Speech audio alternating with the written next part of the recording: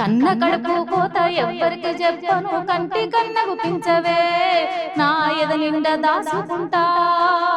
మాకెళ్ళున్న నిర్బంధాలు కావచ్చు, అణచివేత కావచ్చు, కుల వివక్షత కావచ్చు, అవన్నిటిని చిన్నప్పటి నుంచే చూసుకుంటూ పెరిగినాము. కష్టాలు కన్నీళ్లు తుడిసి కాపాడుతావనుకుంటే నన్ను ఈ బతుకంత చీకట్లు నింపి నా గుండె పిండి చేసేవా.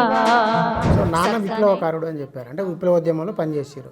అంటే కుటుంబం మీద పోలీసుల నిర్బంధం ఉండేది. నాన్నకు అంగి కూడా లేదు తీసుకొని పోతున్నప్పుడు.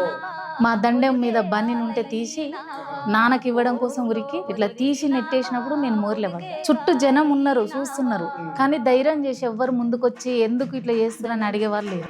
దానికింట్లో పుట్టిన బిడ్డ దళితుల్లో పెరిగినాది, సింపిరి గుడ్డలు ఉన్నా సినిగిన బ్రతుకుల చూసి.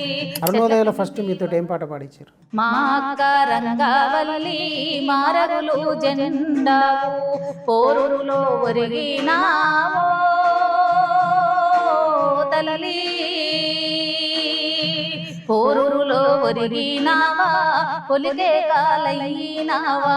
అయితే టోను నాకు మీది ఎక్కువ మన విమలక్క, మన పెద్దక్క విమలక్క లెక్కనే అనిపిస్తుంటది. తను తాగే ఛాయ్ కొంచెం తాగి ఇంకో మిగిలిన ఛాయ్ నాకు ఇచ్చేది. నా గొంతు నీకు రావాలని కోరుకుంటున్నా.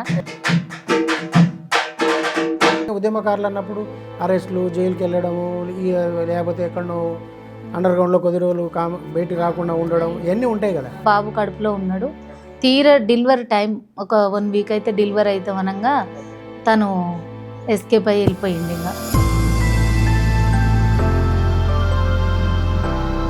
అసలు ఒంటరి లైఫ్, ఎవరు లేరు, మా కాడికి ఎవరు రారు, మేము పలానోళ్ళమని పక్కన వాళ్ళకి చెప్పుకోలేము.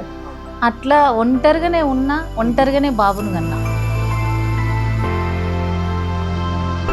చనిపోయిందా బతికిందా అనేది మాకు తెలియడానికి 11 రోజులు పట్టింది.